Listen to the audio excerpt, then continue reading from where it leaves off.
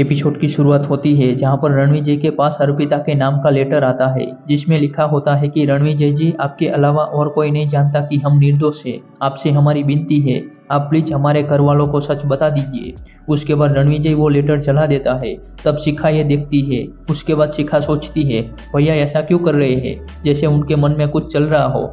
और शिखा सच का पता लगाने के लिए हवेली जाने का फैसला करती है। उसके बाद अवधेश को पुरानी बातें याद आती है और वो परेशान होता है। उसके बाद अवधेश अर्पिता का दिया हुआ गिफ्ट देखता है जिसमें ब्रेसलेट के साथ एक लेटर भी होता है।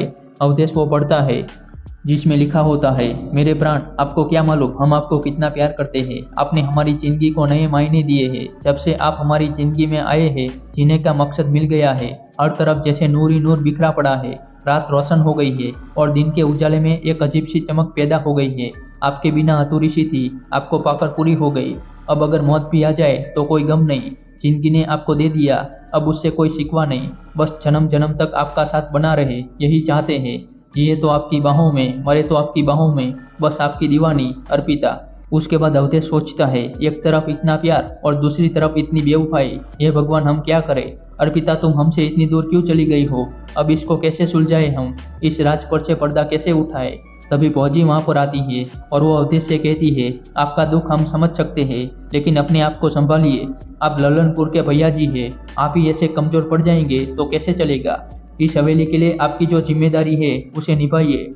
नाटा ठाकुर लोगों की जमीन पर कब्जा कर रहा है, हम लोगों की जमीन पर भी कब्जा करने की कोशिश कर रहा है और ये काम उसके आदमी कर रहे हैं, खुद तो शहर के बाहर है। ये सुनकर अवधेश को गुस्सा आता है। फिर वो पिस्तौल लेकर जा ही रहा होता है कि तभी शिखा वहां पर आती है और वो अवधेश से कहती है, भैया हमें नहीं लगता कि अर्पिता भाभी ने आपको कोई धोखा दिया है। हमें नहीं लगता कि उनके और रणविजय भाई के बीच कोई रिश्ता था। हमें लगता है कि यह जरूर किसी की साजिश है, जरूर अर्पिता भाभी को किसी ने फंसाया है। तब फौजी वहां आकर शिखा से कहती है, तुम जो कह रही हो उसका तुम्हारे पास कोई सबूत है। शिखा कहती है, नहीं, सबूत तो कुछ नहीं है। फौजी कहती है, अर्पिता चली गई है और सच भी उसके साथ चला गया है। अब हम कभी सच का पता नहीं लगा पाएंगे। और वैसे भी अर्पिता और रणविजय ने कबूल किया था कि उन्होंने एक रात साथ में गुजारी थी, और तुम ऐसी बातें करोगी तो तुम्हारे भाई को सिर्फ तकलीफ पहुंचेगी और कुछ नहीं होगा।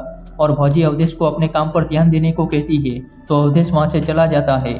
उसके बाद फौजी शिखा से कहती है, हम जानते हैं तुम अर्पिता के बहुत करीब रही हो, उसके जाने से बहुत तकलीफ है तुम्हें, उसके ऊपर जो लांछन लगा है उसका दुख है तुम्हें, लेकिन तकलीफ तो सभी को हुई है, लेकिन हम क्या कर सकते हैं। ऐसा कहकर फौजी वहां से चली जाती है। उसके बाद शिखा सोचती है, हमें पता है भाभी, आपने कुछ गलत नहीं किया था। हम आपसे वादा करते हैं, हम इस बात की तह तक जाकर रहेंगे और सच क्या है ये पता लगा कर रहेंगे। उसके बाद अवधेश नाटा ठाकुर के आदमियों को मारता है। तब नाटा ठाकुर का आदमी अवधेश से कहता है कि नाटा ठाकुर तुम्हें छोड़ेगा नहीं। तब चुलबुल उससे कहता है, बोल देना अपने बाप नाटा ठाकुर को, इस लल्लनपुर में एक ही बाप है और वो है अवधेश सिंह ठाकुर और हमारे भैया जी। और चुलबुल उस आदमी को मारने जाता है। तभी अवधेश को हथियार ना उठाने की कसम याद आती है और वो चुलबुल को रोकता है और फिर वहां से चला जाता है। उसके बाद शिखा अर्पिता की माँ से कहती है, रणविजय भैया और अर्पिता भाभी के बारे में जो भी कहा सुनी हो रही है वो सही नहीं है। रणविजय भैया को देखकर तो ऐसा लगता है जैसे कोई और ही बात है।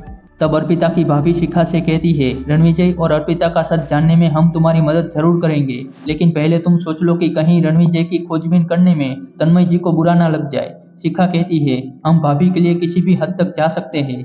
और रही बात रणविजय भैया की, तो उन पर तो हमें शुरू से ही शक था कि जरूर उनके और अर्पिता भाभी के बीच में कोई राज है जो भाभी किसी को बताना नहीं चाहती थी।